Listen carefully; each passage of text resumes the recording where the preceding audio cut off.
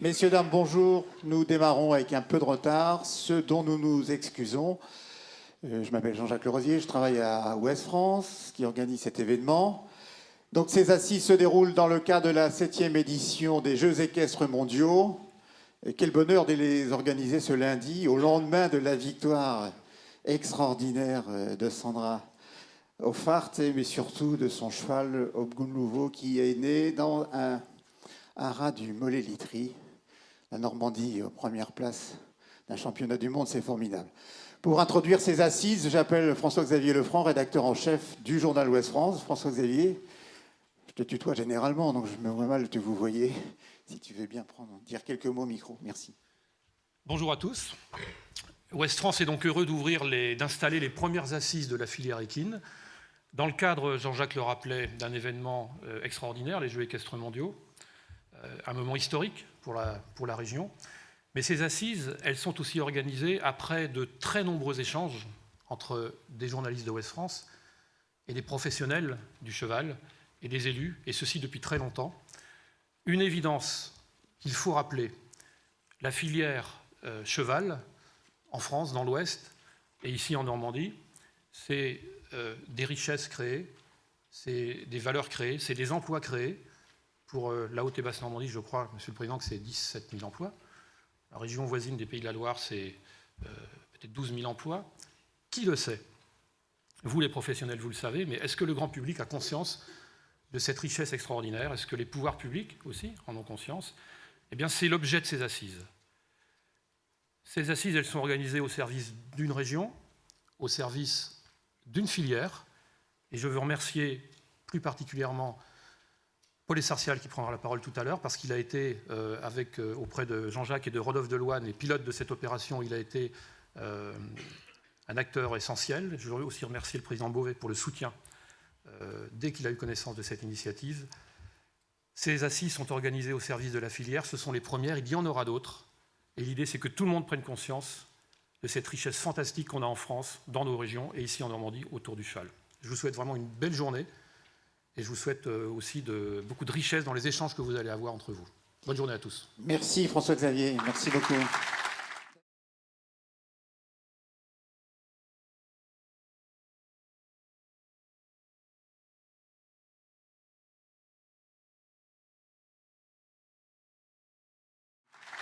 Daniel Epron, vous êtes président du Crédit Agricole Normandie. Les premières assises se déroulent chez vous. Je suis heureux de vous accueillir pour quelques mots de bienvenue, cher Daniel.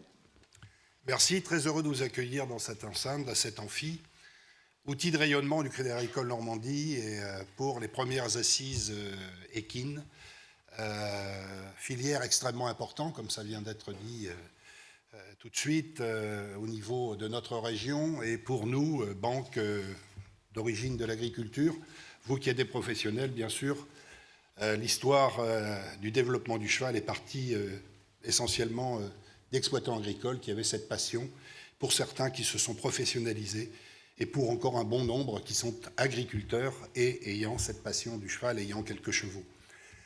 Pour nous, Crédit Agricole Normandie, de vous recevoir tous ici, c'est un honneur. Le lancement de ces premières assises, que nous espérons qui sont suivies d'autres assises, vous dire que notre entreprise bancaire est vraiment tournée vers le développement. Donc, bien sûr, nous sommes organisés pour vous accompagner. Nous avons 2 spécialisés. Plus de 1000 d'entre vous, où la production hippique est prépondérante, sont nos clients.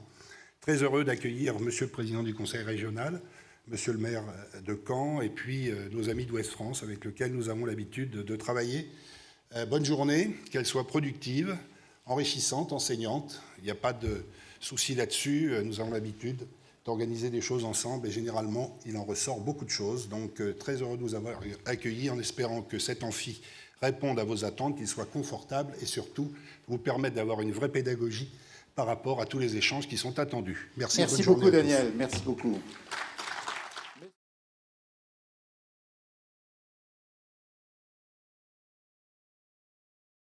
Monsieur Paul Essartial, si vous voulez bien nous dire 2 mots de bienvenue. Je rappelle que vous êtes président du Conseil des chevaux, j'allais dire de Normandie, de basse Normandie, mais bon, ça va bientôt devenir obsolète. Pas pour longtemps. Donc merci à tous d'être présents Ces assises ont été délicates à mettre en place puisque c'est une première.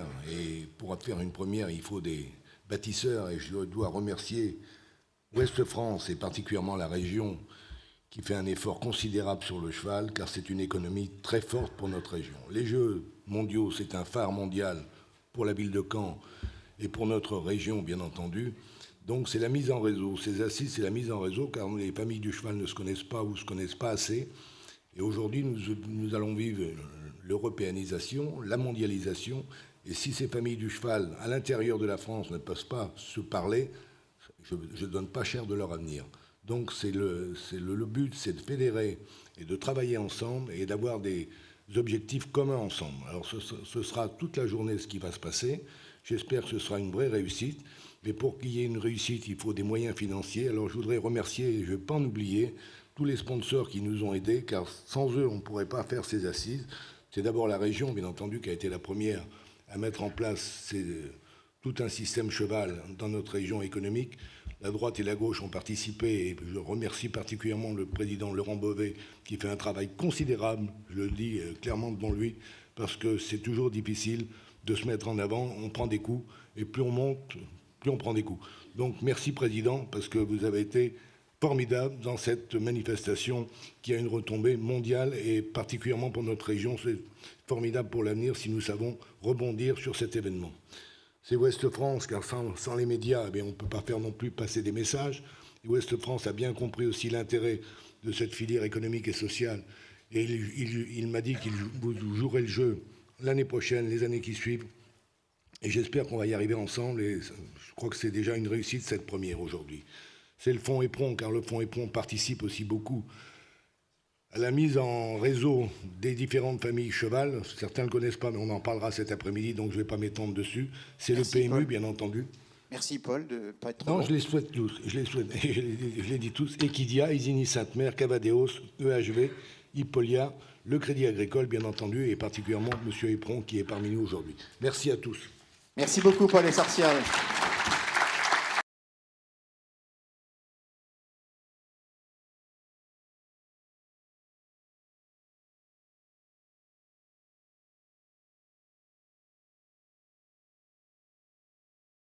Monsieur le Président Laurent Beauvais, si vous voulez bien nous dire quelques mots et nous lancerons la première table ronde. Voilà, merci. Quelques mots après les interventions précédentes. Je pense que le cadre est tracé. Merci à Ouest France.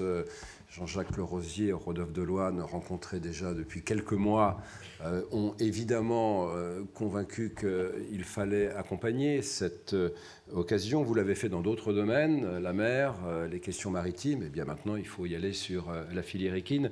Il était évident pour nous que ces jeux ne pouvaient pas être considérés comme des jeux uniquement. Je salue d'ailleurs Igmar De Vos, le secrétaire général de la FEI, qui est à nos côtés, mais qu'on devait les inscrire dans une dynamique territoriale, pour nous en Normandie, et vraiment nationale.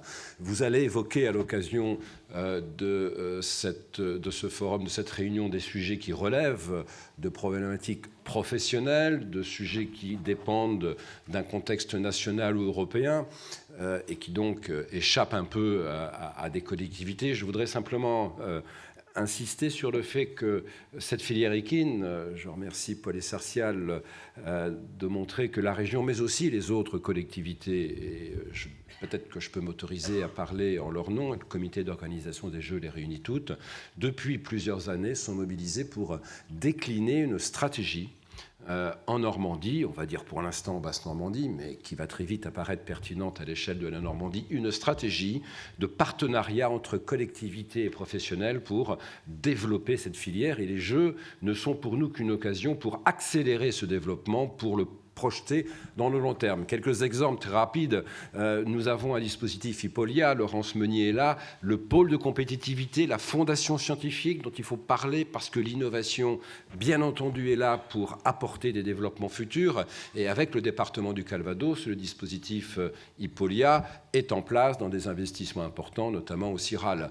Prenons le cas de la Manche. Dans la Manche, autour de Saint-Lô, le cheval de selle, le sport, c'est très important. Nous venons de célébrer 10 ans, un peu moins d'investissement à Saint-Lô pour apporter des éléments de développement avec l'IFCE et les collectivités, la région et le département. Et puis bientôt, au Haras du Pin, nous allons aussi enclencher un tel dispositif pour donner au Haras une vocation sportive, une vocation économique, une vocation touristique, une vocation en matière de formation, pour amener les collectivités à accompagner, à anticiper, à définir, je peux peut-être dire, un modèle normand pour cette filière, en coopérant aussi avec les autres régions, car rien ne peut se faire en se refermant sur nous-mêmes, mais en s'ouvrant, en coopérant, y compris, bien entendu, en coopérant à l'échelle internationale. Voilà, j'ai été rapide. Je pense que cette initiative est très bonne et j'espère qu'elle pourra se développer dans le temps pour marquer des moments et surtout voir les évolutions dans les questions que les responsables de la filière Riken se posent, pour voir comment ces questions trouvent des réponses dans le temps et que peut mesurer très concrètement les efforts et leur traduction pour développer cette filière Riken en Normandie. Merci à vous. Merci, Monsieur le Président. Merci beaucoup.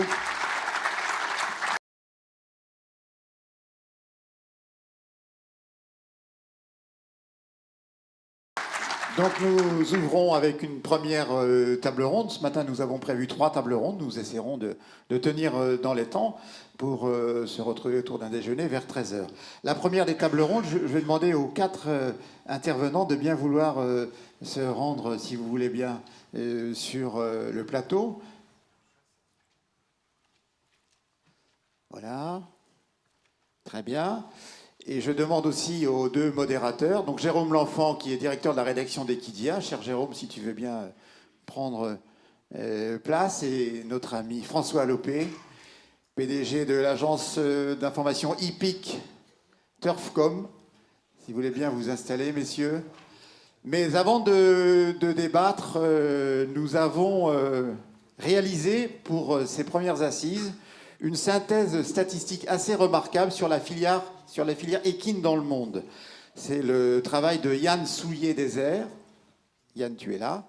Et Yann va vous présenter les travaux qu'il a réalisés.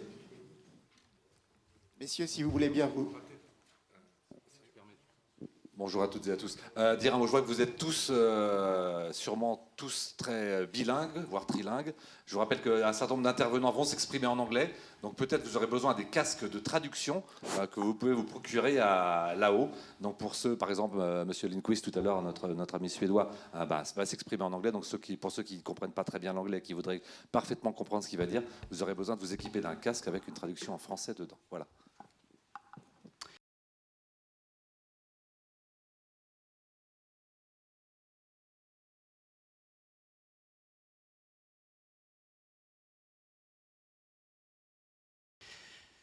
Très bien, merci. Equus caballus. Le cheval domestique est apparu à la fin du néolithique, environ 3500 ans avant notre ère. L'origine du cheval remonte quant à elle à environ 60 millions d'années. D'abord utilisé pour sa viande, ses crottins séchés qui servaient de combustible, mais également pour le lait de jument, il a ensuite été attelé pour le transport de vivres et de marchandises avant d'être monté à cru, puis d'être scellé.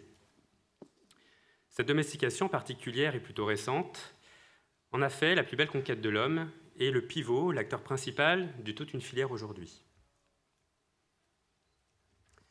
Aujourd'hui, justement, on compte environ 60 millions de chevaux dans le monde, d'après l'Organisation des Nations Unies pour l'alimentation et l'agriculture, soit à peu près la population de la France il y a encore 15 ans.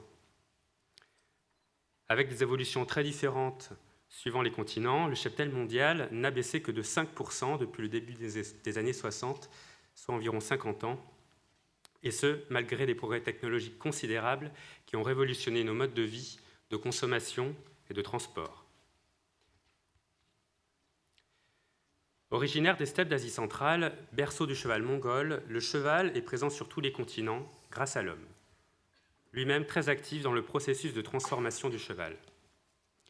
De la sélection à la création de races, l'élevage répond aux besoins de l'homme et de l'exploitation qu'il souhaite en faire.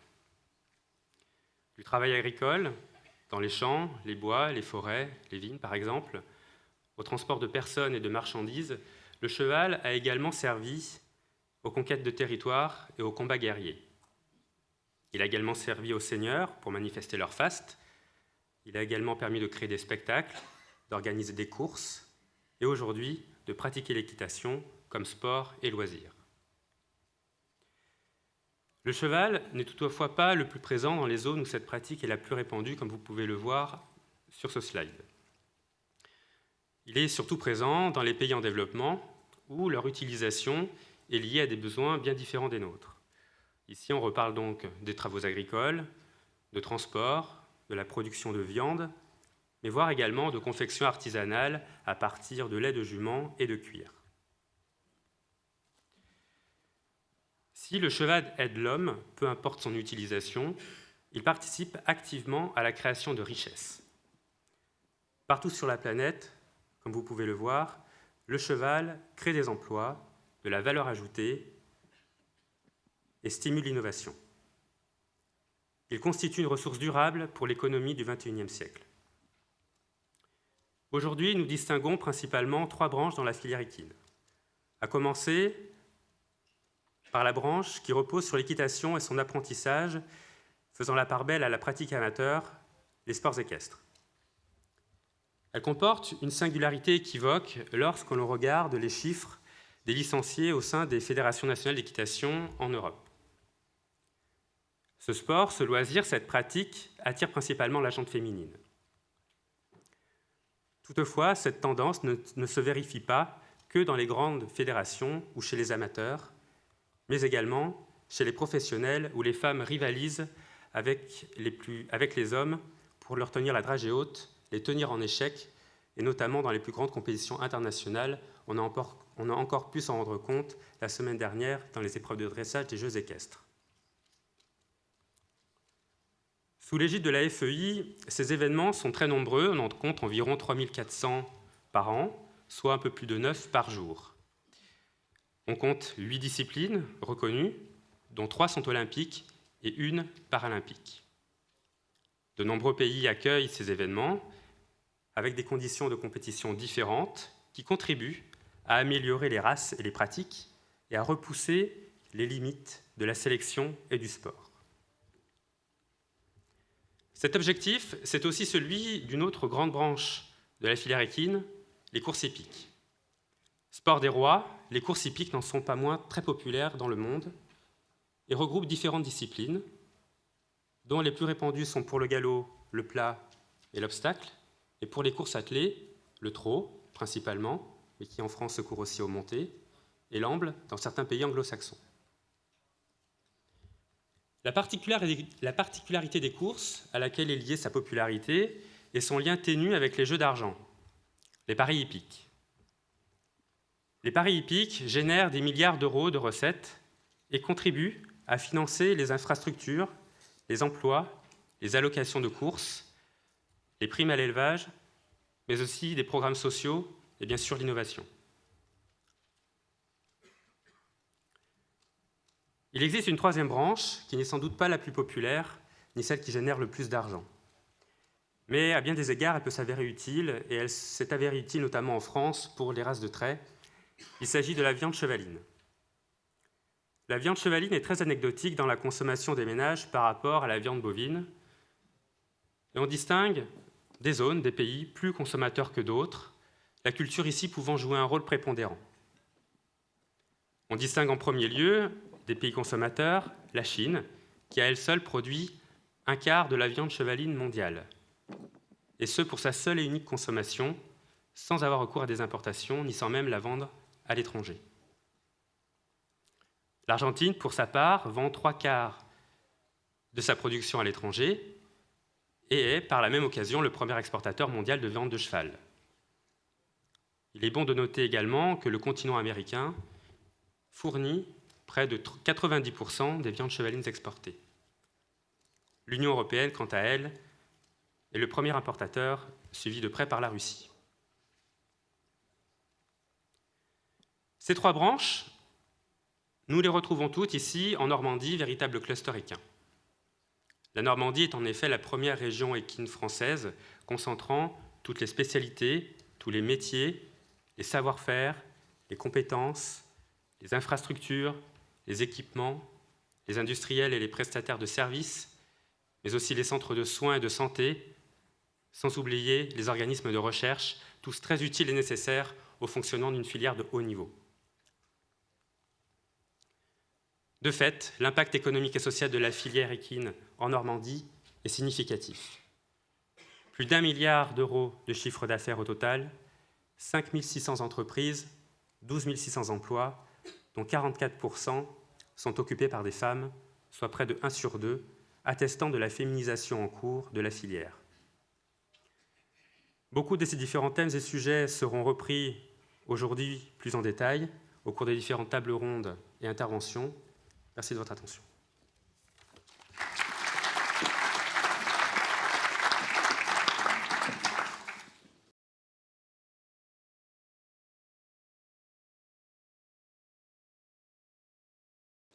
Merci beaucoup. Bienvenue donc à cette première table ronde dont le but est pour vous qui en êtes familiers mais qui connaissent pas forcément tous les aspects de cette filière équine et notamment en Normandie, de refaire un premier état des lieux avec vous, François Lopé. Je vais vous présenter tout de suite donc et vous rappeler le nom de nos invités sur cette première table, en commençant par la partie la plus extrême droite ou gauche pour vous, pardon, de notre public. Louis Romanet, qui est président de la Fédération internationale des autorités hippiques et qui associe des courses au galop, oui pardon, parce que vous galopez, et vous avez longtemps galopé à France Gallo évidemment, en tant que directeur général de France Gallo.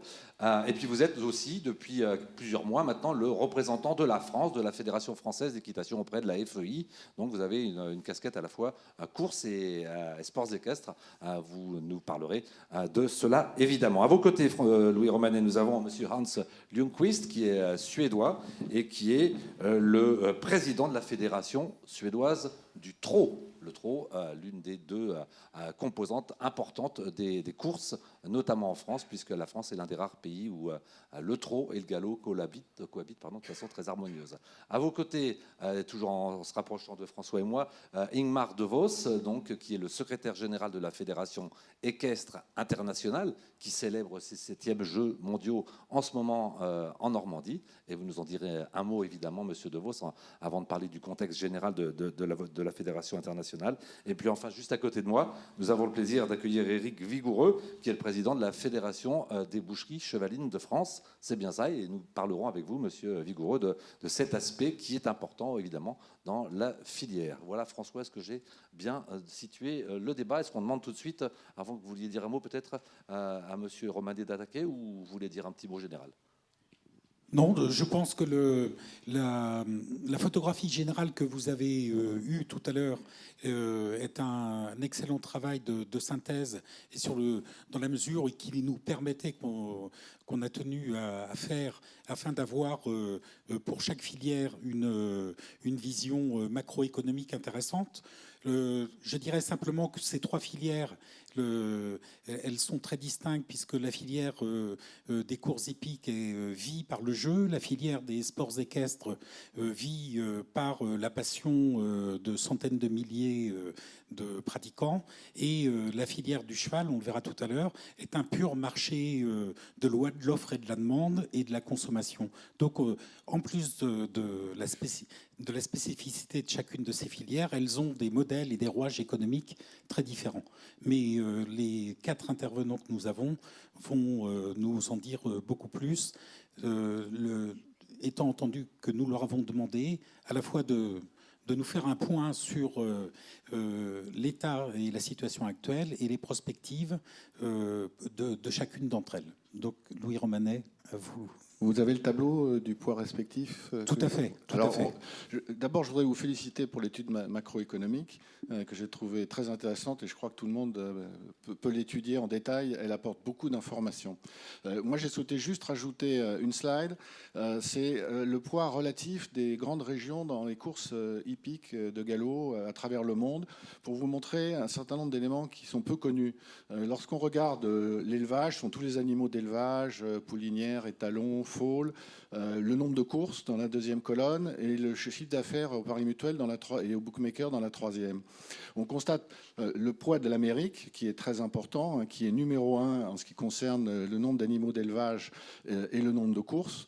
Par contre, on regarde avec surprise le chiffre d'affaires du pari mutuel qui ne représente que 10 milliards d'euros, c'est-à-dire seulement 11%, et qui place au dernier rang les États-Unis et l'Amérique du Nord. C'est essentiellement parce que l'Amérique du Sud est un nain en matière de jeu.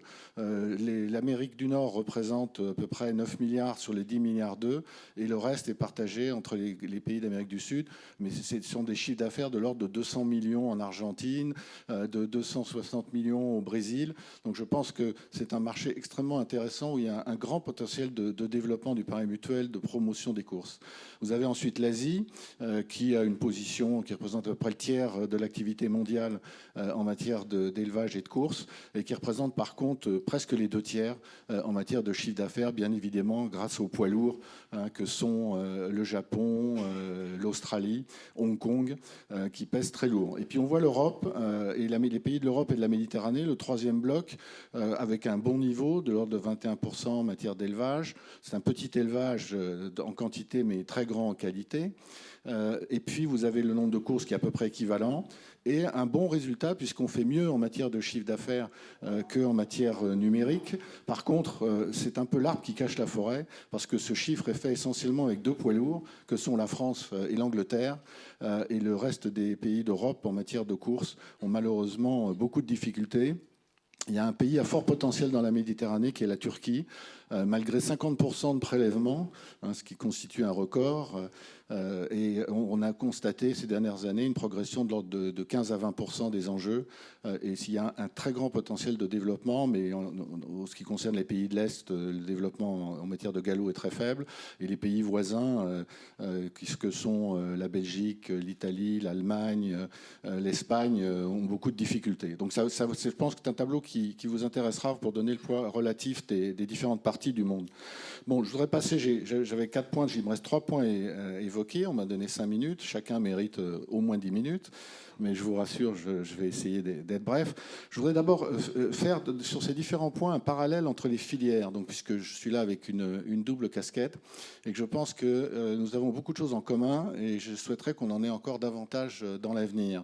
Donc je crois que ce qui est d'abord très important, c'est d'avoir une structure pyramidale dans nos différents pays pour permettre justement d'avoir une forte démocratisation et également d'avoir dans chaque sport le plus haut niveau.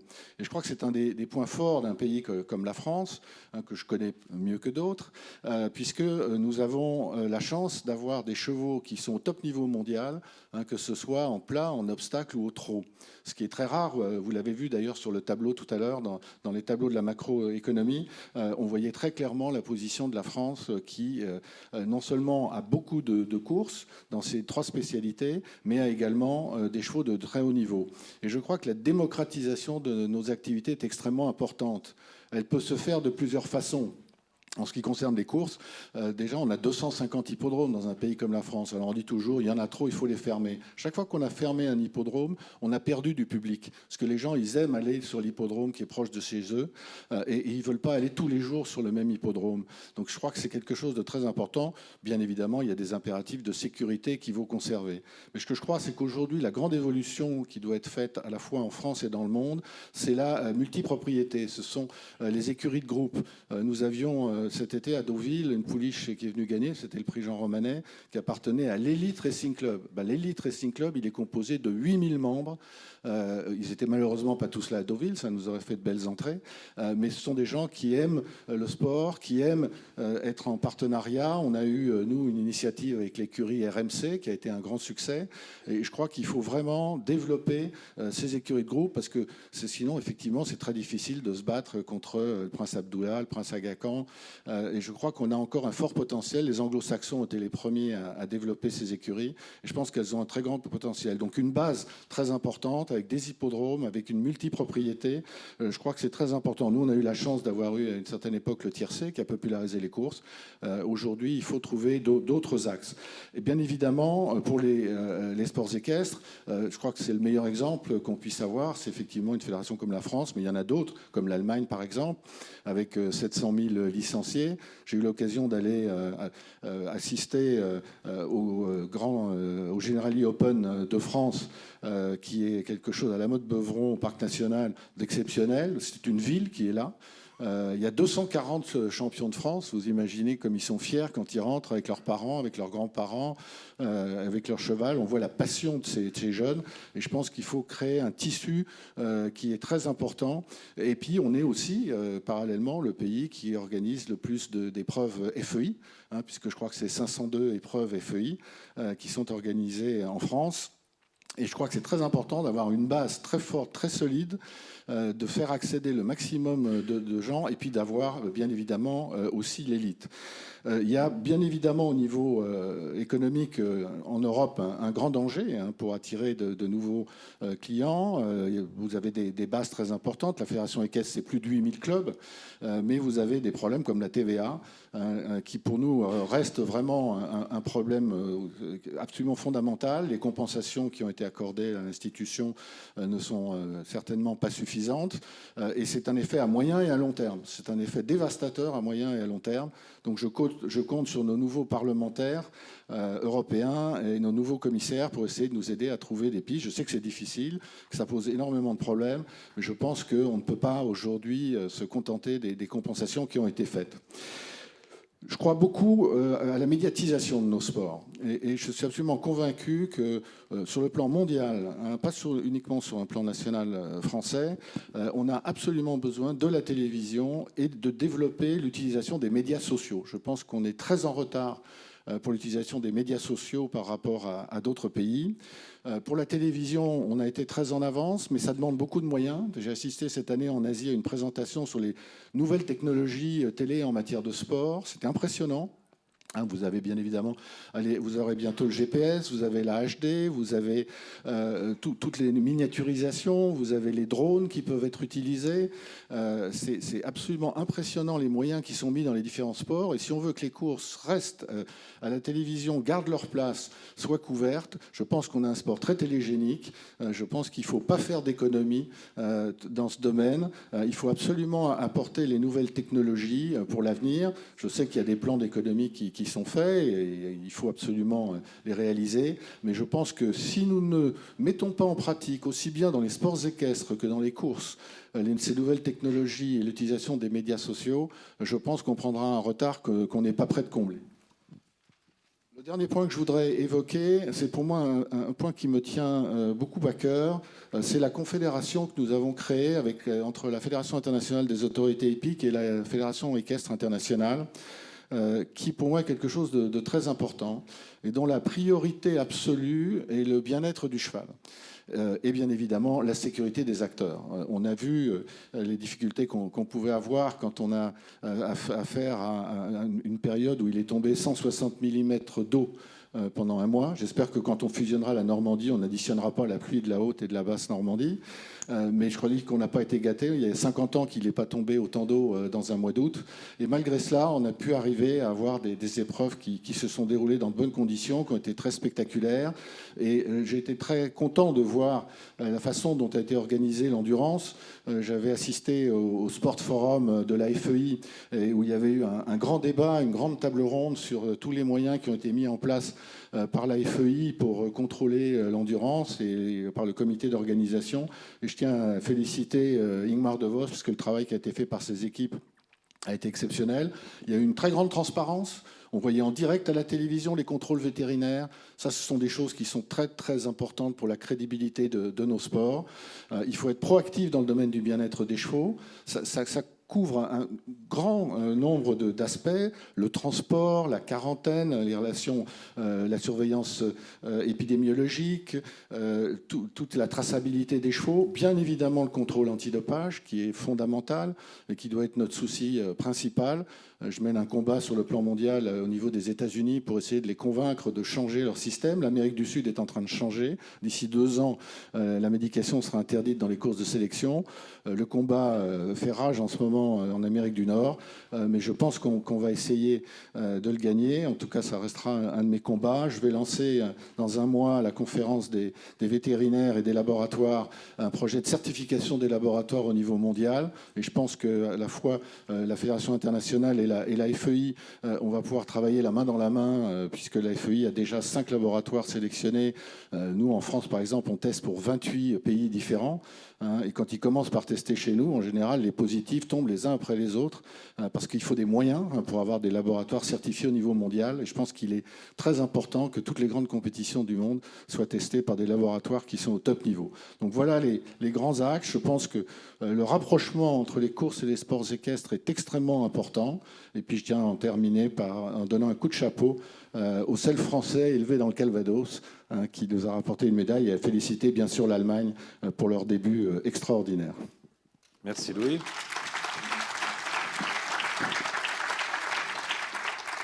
On parlera dans un instant avec Ingmar De Vos de ces Jeux équestres mondiaux en Normandie, mais on va d'abord se tourner vers notre ami suédois, Monsieur Hans Lindqvist, qui représente donc la fédération suédoise de trot. Thank you very much for being here with us, and we are very happy to welcome you. You will be speaking in English, but everybody will be listening to you very attentively. Thank you. Thank you very much. I would say that from a Swedish point of view, we have seen a tremendous development in the horse sector during the last 40 years. The number of horses has increased from 60,000 to 360,000 over 40 years. We employ about 30,000 people in the sector, and we are today the 4th biggest customer to the agriculture sector.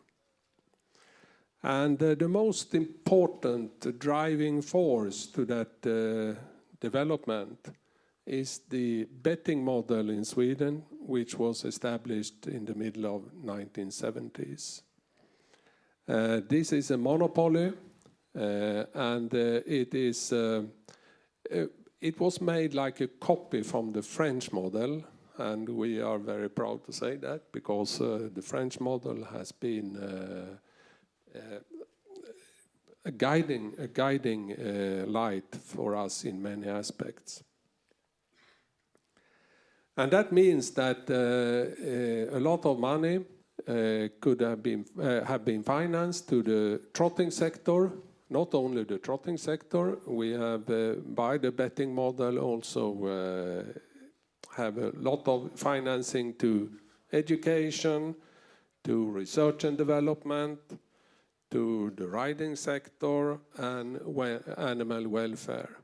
And that means that we, at the same time, we have financed the racing in Sweden. We have also financed a lot of other activities linked to the horse sector, and that have given the horse sector a very strong support in the Swedish society. And if we then take a few words about the trotting sector then, the Trotting Association is the 90% owner of the betting company, HEG, and the other 10% is owned by the Galloping Association. The trotting industry in Sweden is about, we monitor 33 racetracks over the whole country. We race about 850 days per year, and we organize around 9,000 races per year. We stand for about 20 to 25% of all the horses, and we have around, as I said before, 360,000 horses in Sweden. We have been in very close cooperation with the betting company, and that is one success factor, as I see it. What is then the future? Is everything sunshine then? It seems that what I have said. No, we see a lot of clouds in the sky, And we see something concerns us a lot.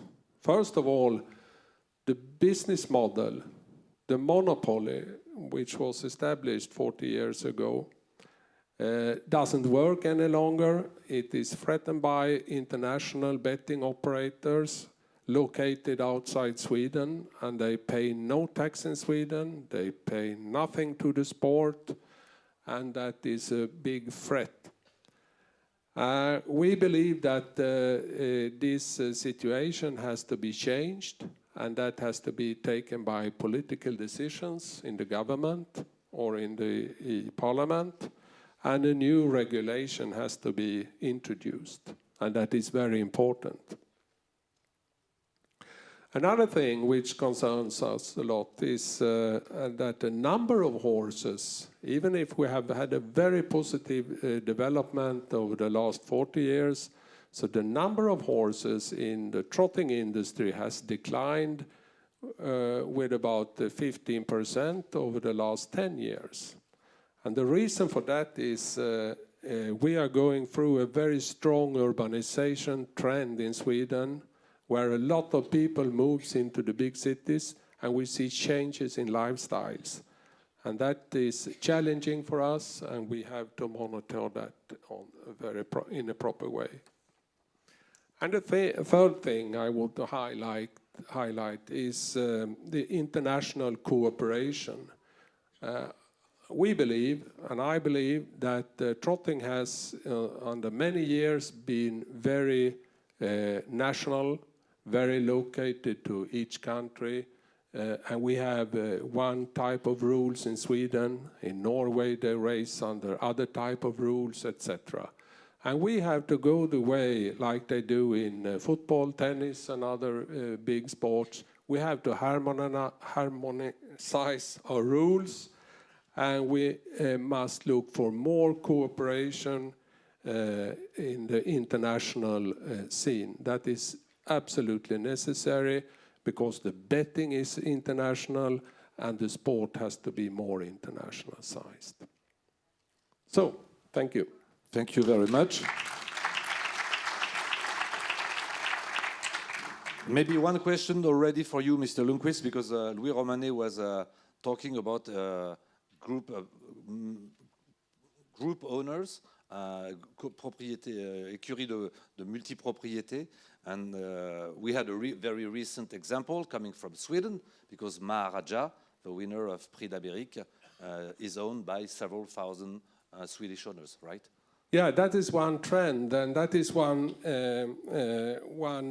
type of ownership which we support from the association. That means that many people goes together and buy a horse. And Maharaja is a very good example, because I don't know how many co-owners Maharaja has, but it's around 1,000 or something. 7,000 or 8,000, yeah. It's a lot of people. And you can imagine when these horses start, for example, in a race, and all these co-owners will participate and join, and it creates a lot of engagement. So now it's not so usual that we have 7,000 owners, but it's very usual, very common that, for example, 10 people or 20 people go together and buy a horse. And that is a trend which we support strongly. Thank you. Ah oui, l'exemple du vainqueur du Prix d'Amérique, je crois, François, et souligne ce que disait Louis Romanet, c'est peut-être l'un des axes de développement du propriétariat pour les courses de chevaux en France. On va se tourner vers Monsieur Devos, qui va s'exprimer en français. Je rappelle que Monsieur Devos est secrétaire général de la FEI, et évidemment, François, on ne peut pas s'empêcher d'abord de vous demander, ça fait une semaine que les Jeux équestres mondiaux Holtec FEI ont commencé en Normandie. Quel est votre premier bilan, si on peut en faire un à mi-parcours? Tout d'abord, je voudrais quand même commencer à vous remercier pour cette invitation, mais non seulement pour l'invitation, mais aussi pour l'initiative de cette conférence, parce que je pense qu'il n'y en a pas assez comme ceci. C'est très rare qu'on voit tous les partenaires du monde équin rassemblés ensemble autour d'une table. Et on dit ça, bien sûr, pour nous, les Jeux équestres mondiaux, c'est l'événement le plus important dans notre calendrier, chaque 4 ans. Et ce qu'on voit ici en Normandie est magnifique. On a déjà battu tous les records. On a beaucoup de participants. On a plus de 1000 chevaux, presque 1000 athlètes humains, cavaliers, meneurs, voltigeurs. 74 nations qui participent. Le dernier record date de Aix-la-Chapelle en 2006, où on avait 59. Non, on a 74. L'âge de nos athlètes varie de 8 ans pour un voltigeur russe jusqu'à 74, un meneur italien. Hommes et femmes qui participent dans les mêmes conditions, dans les mêmes compétitions. Je pense que c'est une grande réussite et je voudrais, malgré le fait qu'on n'est que mi-chemin, bien sûr, mais quand on voit le nombre de spectateurs, j'ai bien compris de M. Laurent Beauvais et de Fabien Grobon, le directeur général, qu'on a dépassé 525 000 visiteurs, ce qui pour nous est un record. L'intérêt de la télévision est très important. Bon, télévision, c'est très important pour le développement de notre sport, pour la promotion de notre sport. Et on est très content de voir que là aussi, on va battre tous les records.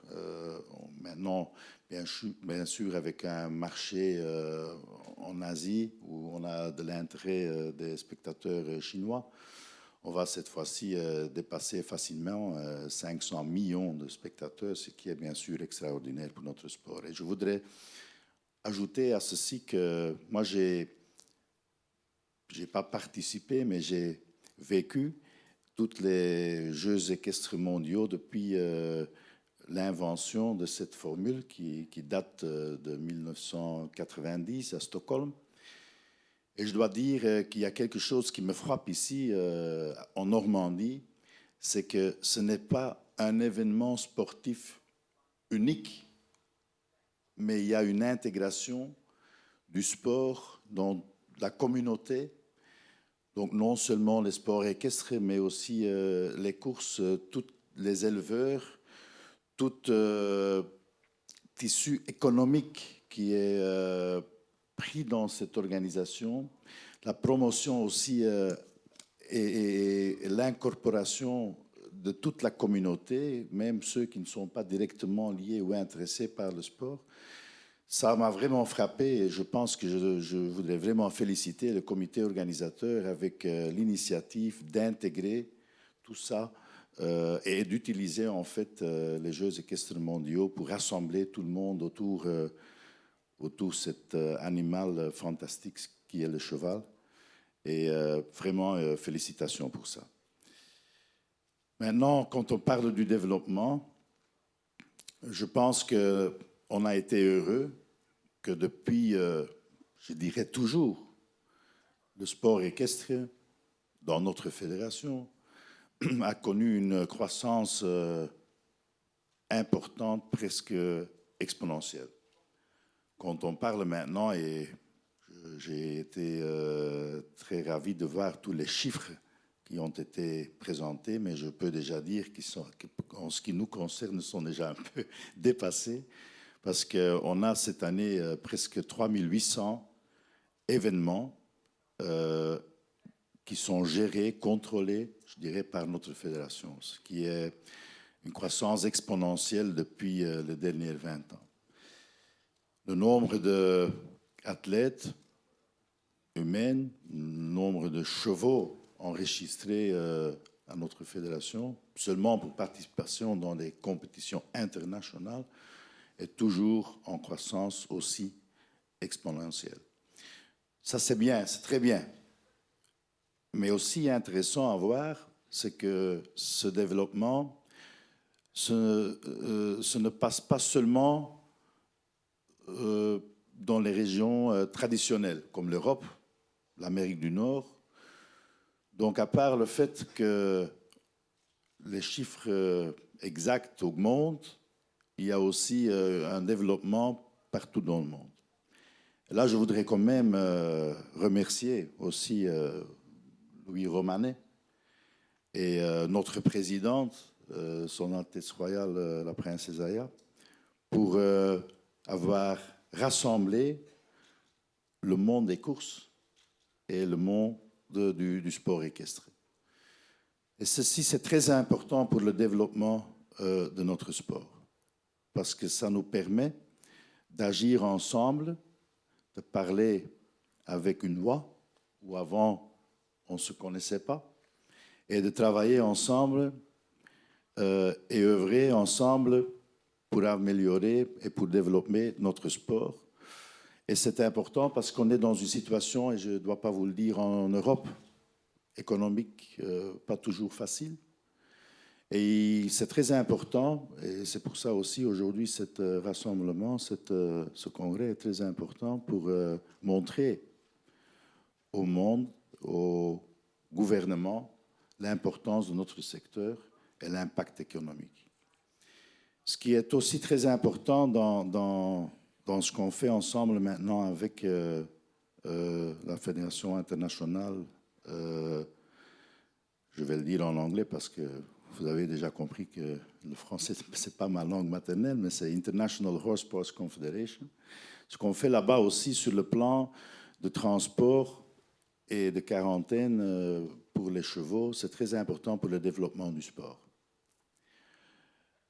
Vous êtes un pays ici en Normandie d'éleveurs, de naisseurs, de chevaux, mais il faut avoir des marchés pour vendre vos produits. Et pour faire ça, c'est très important de pouvoir ouvrir des nouveaux pays, de découvrir des nouveaux marchés. Et l'Asie, par exemple, c'est un marché qui devient très important. On voit ça chez nous, le développement du sport en Chine, en Asie en général, est remarquable. Et c'est justement cette coopération qui nous permet aussi de travailler ensemble pour obtenir, avec l'OAI, qui est l'Organisation mondiale pour la santé des animaux, pour obtenir un statut spécifique pour nos chevaux de haute compétition et pour les permettre de voyager facilement partout dans le monde. Tout le monde sait que maintenant, si on veut exporter un cheval en Chine, que c'est très difficile, très compliqué, que ça prend beaucoup de temps, et après, quand le cheval est là, il n'y a pas moyen de le faire revenir en Europe. Donc, ce qu'on essaye de faire, c'est si on veut développer le sport partout dans le monde, il est très important d'avoir ce statut spécifique qui nous permet à nos chevaux de voyager facilement et non seulement d'aller là-bas, mais aussi de revenir, de retourner en Europe. Et ça, je pense aussi, pour vous, c'est le message important. Je pense que l'économie du cheval est très importante. Il ne faut pas rester dans son patelin. Il faut découvrir le monde. Il faut promouvoir vos produits aussi en dehors de l'Europe. Et là, je pense qu'il y a le plus grand futur aussi pour ce secteur et aussi pour la Normandie. Merci. Merci beaucoup. Et même si le français n'est pas votre langue maternelle, bravo pour la maîtrise exceptionnelle de la langue que vous manifestez. Je me tourne maintenant vers mon voisin le plus immédiat, donc Éric Vigoureux. Vous représentez-vous à la filière de la viande dans un univers où parfois, j'allais pas dire honteux, mais c'est un petit peu difficile de l'avouer ou de le reconnaître. Or, cette filière, elle a son importance. On a vu des chiffres, et surtout, on a vu des chiffres, François, qui vont de l'Argentine vers la Russie. Enfin, il y a énormément de bouleversements. La viande de cheval voyage à travers le monde, et la France est un petit peu au milieu de tout ça. Oui, tout d'abord, je voulais vous remercier au sein de ces assises de la filière chevaline de nous accueillir. C'est une première pour nous et bien sûr, nous ne sommes pas là pour heurter les sensibilités, mais tout simplement pour expliquer notre travail et comment ça fonctionne. Donc, je suis donc président de la FBHF, Fédération de la boucherie hypophagique de France, mais je suis aussi porte-parole d'Interbev. Qu'est-ce qu'Interbev? C'est l'interprofession bétail et viande qui réunit en fait les éleveurs, les abatteurs, les industriels, les artisans. Et donc, on se réunit au sein de cette association pour faire évoluer les choses et un petit peu faire connaître ce côté un petit peu obscur, j'oserais dire, de cette viande chevaline qui est quand même mangée en France depuis 1866, puisque c'est Parmentier qui l'a réintroduit. Et on en mange, il y a une consommation de viande chevaline. Donc, on va vous expliquer un petit peu, au sein de 4 diapositives, comment ça fonctionne. Donc, on va passer peut-être à la première. On vous a fait un graphisme où est représenté les continents. Donc il faut savoir que sur le continent européen, nous ne produisons pas assez de viande chevaline pour l'entreconsommation. Donc nous sommes obligés d'aller en chercher donc de l'importation, en sachant que nous avons ici les continents donc, américains qui importent beaucoup de viande sur le continent européen, la Russie également, et le Japon qui est aussi en fort développement. Ces dernières années, nous avons pu voir une augmentation sur les importations au Japon. Et les gros importateurs, donc l'Europe, la Russie, le Japon. Oui, tout à fait. Et donc, nous allons chercher la viande au Mexique. Vous le voyez, l'Uruguay, on en a parlé tout à l'heure, qui est le plus grand importateur de viande chevaline. Le Mexique, bon, on reviendra un petit peu sur ces 2 pays dans notre diapositive. On vous a fait un petit peu le circuit, à savoir que depuis 30 ans, rien n'a changé, si ce n'est que nous avons eu un pic, une baisse d'importation des États-Unis. En 2007, on a vu quand on ferme l'abattage des chevaux aux États-Unis, qu'est-ce qui se passe? Alors là, on parle bien sûr du bien-être animal, et notamment des transports.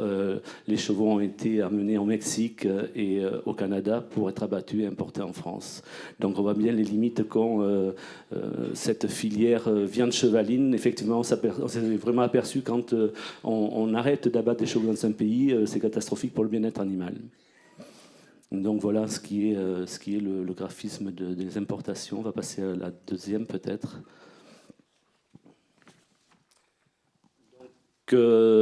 Pour la filière française, vous avez, elle se scinde en deux filières. Donc les chevaux de trait qui sont exportés vers l'Italie et l'Espagne.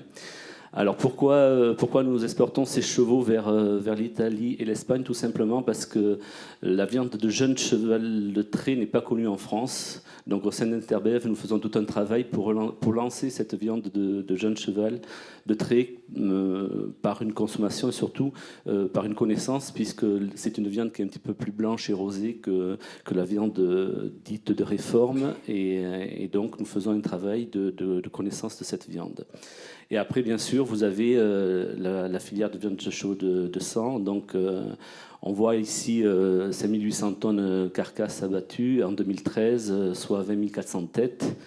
Bien entendu, ici en Normandie, vous êtes un réservoir pour ces chevaux de réforme, de fin de vie, bien entendu, et qui sont consommés à 33% pour le territoire français. C'est-à-dire nous sommes à peu près à 1/3 de consommation viande française. On va passer peut-être à la 3. Voilà, donc là vous avez un graphisme sur la consommation de viande chevaline en 2013. Donc on peut voir que depuis les années 70, on est en chute permanente. Alors pourquoi cette chute? Elle s'explique surtout par rapport à la visibilité du produit, des attaques bien sûr, de la sensibilité aussi de manger du cheval. Nous avons eu un pic l'année dernière en 2013 de consommation, on l'a estimé, enfin elle a été estimée à peu près 13% de hausse de consommation suite à l'affaire du Ossorgeist, dite des lasagnes, où on a parlé un petit peu plus de viande chevaline et des consommateurs se sont rappelés que cette viande existait. Donc effectivement ça a fait un petit peu un effet boomerang, c'est-à-dire que les gens se sont rapprochés des bouchées chevalines et ont redécouvert un petit peu ce produit, tout au moins pour ce qui en consommait déjà. Donc voilà, on est en chute, et également les points de vente qui sont en forte baisse, puisque les bouchers chevalins vieillissent et on n'a pas de repreneurs aujourd'hui. se mettent sur le devant. On est en train de faire une formation, pas loin d'ici d'ailleurs. On a des contacts sur Calais, puisque le nord de la France est un gros réservoir de consommateurs de viande chevaline. Question pour vous, Monsieur Vigoureux. Donc on voit que la consommation en France est en chute. On en est à quoi, l'équivalent de 2 beefsteaks par an et par habitant, c'est ça? De mémoire, je crois qu'on est à 250 grammes par an. 270 grammes, on voyait tout à l'heure sur le... Voilà. Est-ce que la production suit cette courbe de la consommation aussi, du coup, ou pas? Ou est-ce qu'on exporte davantage? Alors, paradoxalement, on exporte davantage. Il y a une baisse, mais on n'a pas assez... Alors, on est en train on va voir sur l'autre diapositive, on est en train de faire au sein d'Interbev, viande chevaline française. Alors, pourquoi? Tout simplement en soutien aux filières et bien sûr à l'élevage, quel qu'il soit, faire une viande chevaline française de façon à ce que le consommateur puisse avoir une visibilité du produit. Donc, les objectifs d'Interbev, forcément, c'est faire la promotion de la viande chevaline et ses atouts nutritifs, redynamiser les points de vente, bien entendu avec une formation de jeunes, et donc cette école, notamment à Calais, mais également dans tous les CFA, centres de formation d'apprentis en France, en parallèle avec le soutien de l'État, puisque on est sur de la formation, et redonner confiance aux consommateurs, forcément, avec cette viande chevaline française, où nous avons été faire des démonstrations et un petit peu s'intéresser, tout au moins sur les chevaux de trait, les jeunes chevaux de trait pour les commercialiser en France, avec ce logo viande chevaline française, bien sûr, nés, élevés, abattus et transformés en France. C'est-à-dire ces chevaux qui n'auront pas quitté le territoire. Merci de cette diapositive, de ce panorama de la filière, donc de la viande de cheval en France, en comprenant bien que c'est l'un des pans de la filière, bien sûr, François, pour les Français, les Normands, les Bas-Normands. Une petite question supplémentaire, est-ce qu'il y a des éleveurs aujourd'hui, des producteurs à part entière de viande chevaline? Parce qu'on comprend bien qu'il y a un métier pour les bouchers, pour les transformateurs, mais est-ce que aujourd'hui la filière viande chevaline permet à certains éleveurs, producteurs de viande, de pouvoir en vivre de manière complète? Alors, si on reste sur les chevaux de trait, principalement, bien sûr, le trait est importé en Italie et en Espagne. Donc, effectivement, pour eux, c'est un réservoir. À savoir que l'effet du Horsegate de l'année dernière a fait l'effet contraire en Italie, c'est-à-dire il y a eu une forte baisse en Italie de viande de jeune cheval. Et effectivement, aujourd'hui, on a quand même des grosses difficultés dans les élevages de trait de rentabilité, puisque ce côté de l'élevage est mis en péril, et c'est pour ça justement qu'on est en soutien avec eux, notamment. On n'est pas qu'avec eux, mais pour eux, on travaille beaucoup sur ce jeune cheval et sur cette viande française, de façon à rééquilibrer au mieux leur production et surtout la rentabilité de la production. Il faut savoir qu'on est sur quand même des seuils d'élevage où des fois il y a des races qui sont presque mises en péril. Si ça continue à baisser, on aura des graves problèmes de rentabilité dans les élevages, ça c'est sûr. Merci, Monsieur Vigoureux. C'est moi qui vous remercie.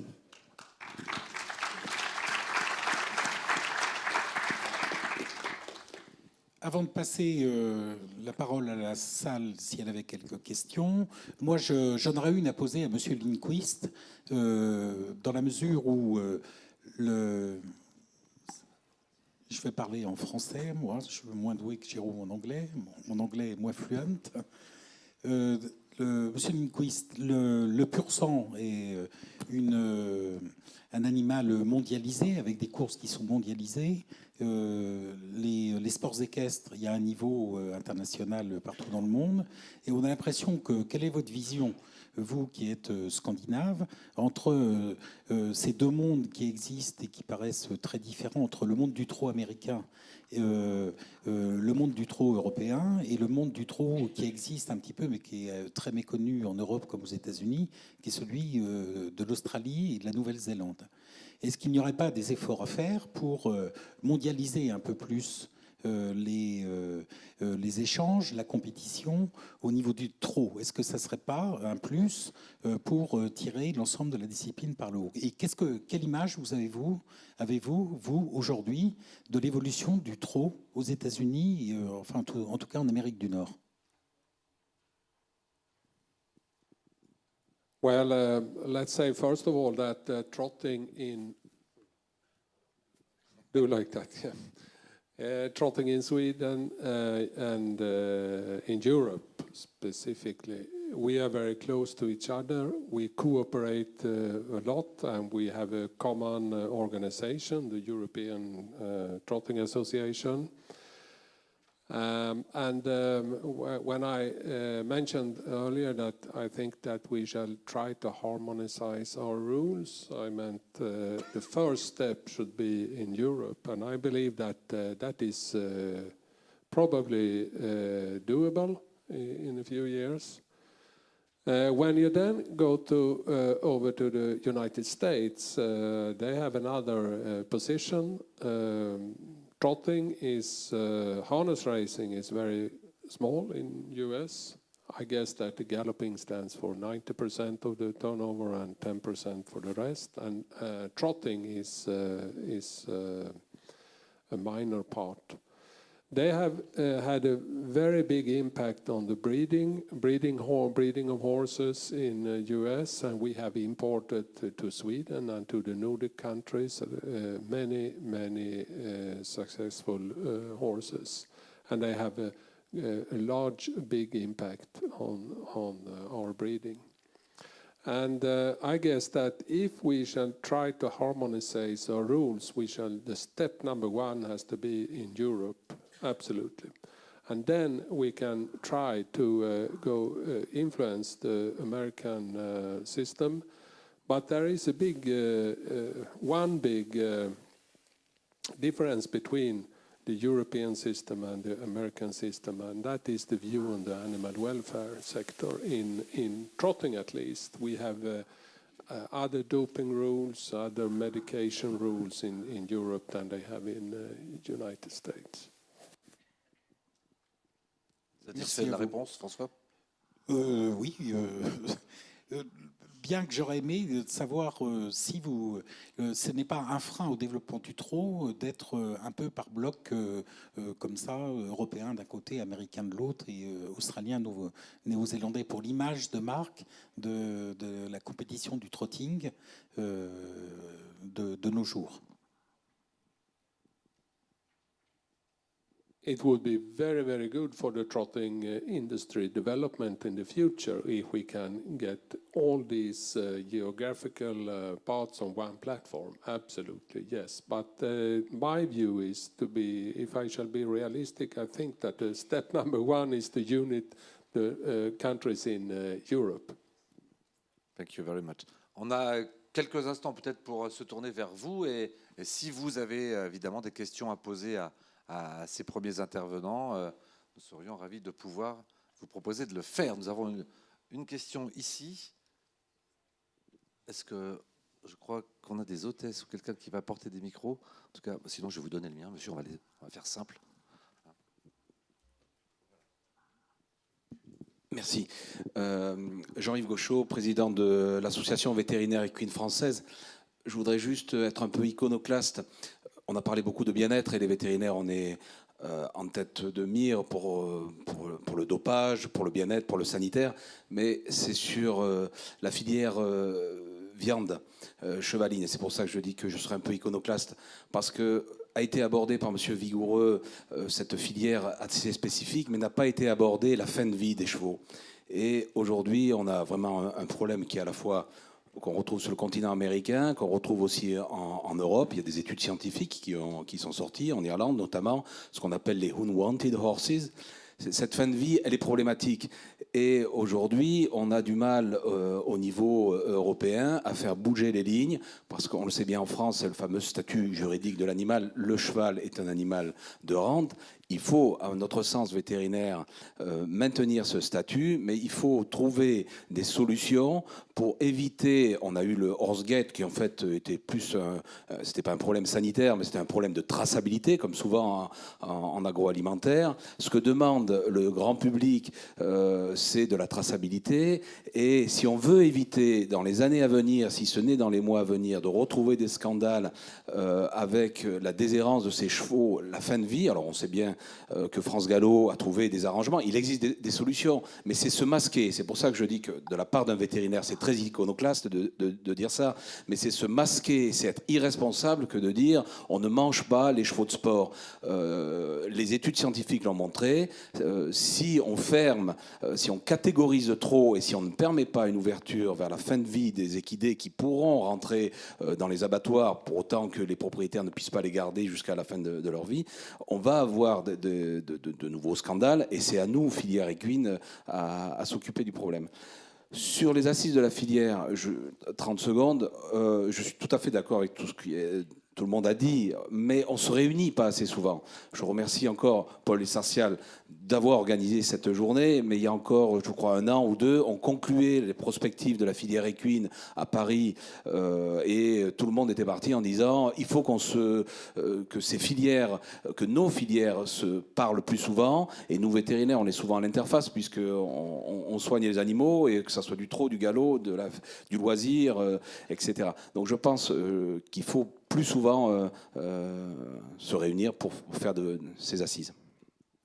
Merci à vous. Louis, vous voulez Oui, je voudrais intervenir rebondir. parce que c'est tout à fait dans l'esprit de ce que je disais tout à l'heure au niveau de la Confédération internationale du cheval de sport entre la Fédération internationale des autorités hippiques et la FEI. Pour moi, bien évidemment, dans le bien-être, il y a également la retraite des chevaux. Je partage totalement ce que vous venez de dire.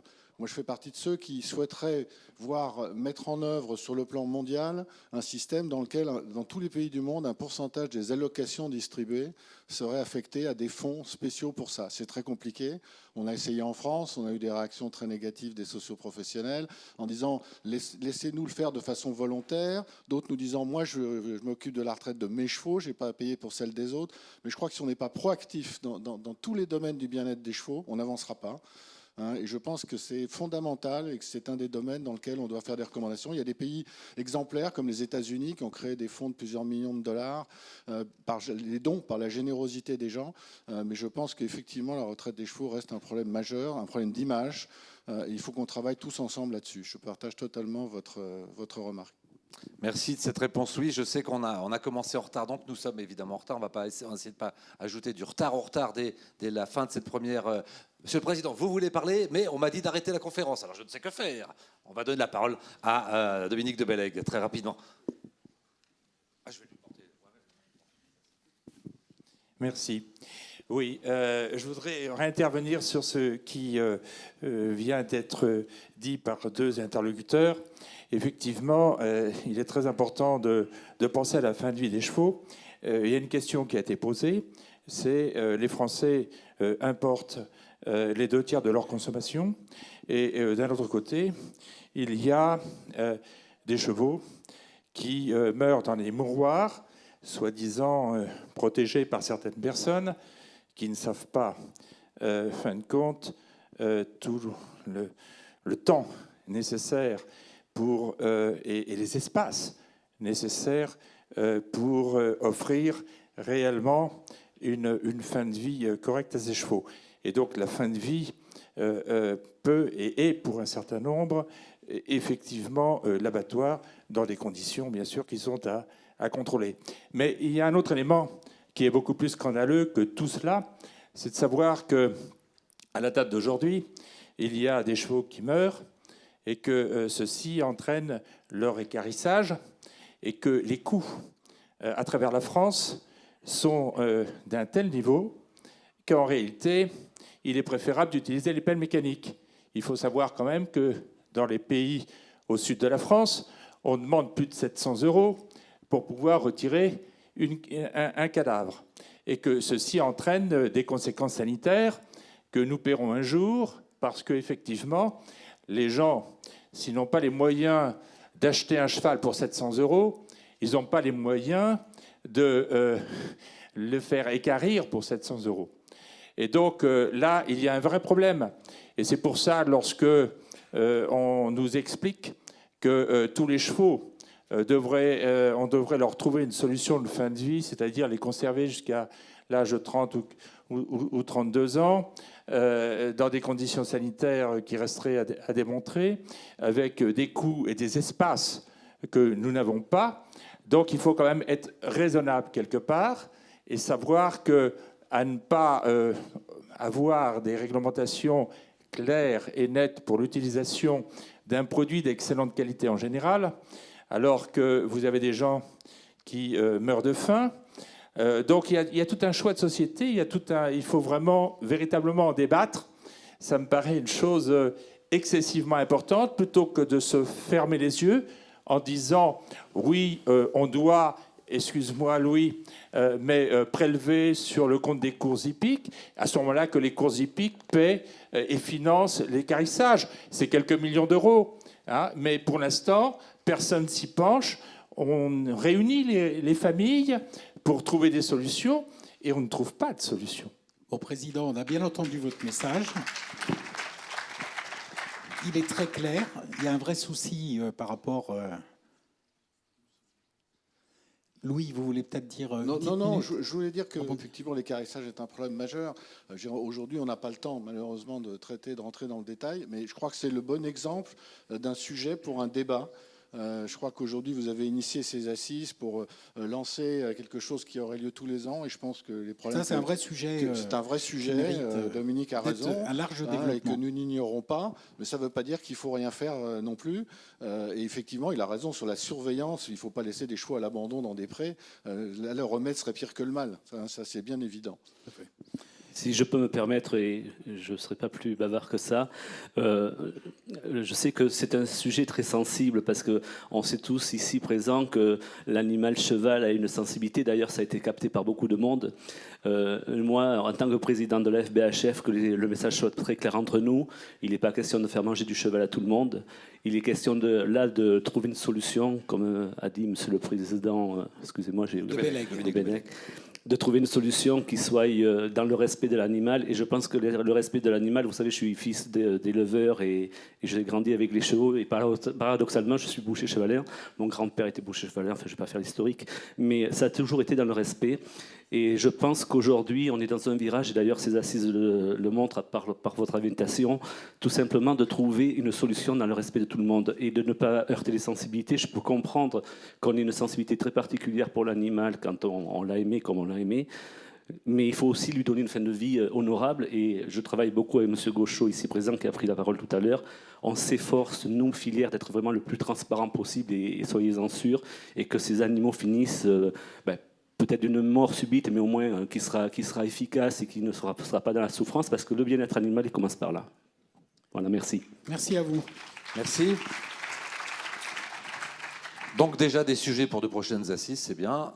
Il y a une conférence qui va suivre, une table ronde qui va être consacrée à l'exemple normand et à l'excellence normande. Donc je vous propose de faire une petite pause. Jérôme, juste avant c'est pas fini. Non, Louis, juste avant de conclure, je voudrais donner un grand coup de chapeau à Equidia, que vous représentez, pour le travail qui a été fait. J'ai eu l'occasion de voir beaucoup des retransmissions, 160 heures de direct, une qualité exceptionnelle. On voyait des images merveilleuses, et je pense que c'est ça la promotion de nos sports, de cavalier qui montrait le cheval en disant c'est lui qui gagne, c'est pas moi, du cavalier disant le cheval il est pour rien, la faute c'est moi qui l'ai faite, l'émotion de certains qui avaient perdu des proches. On a vu des images extraordinaires, et un grand bravo. Merci beaucoup. Et on partagera ces applaudissements avec toutes les équipes qui sont à l'œuvre, évidemment, autour des Jeux équestres mondiaux. Rendez-vous 11h15 pour la table ronde suivante. Merci beaucoup.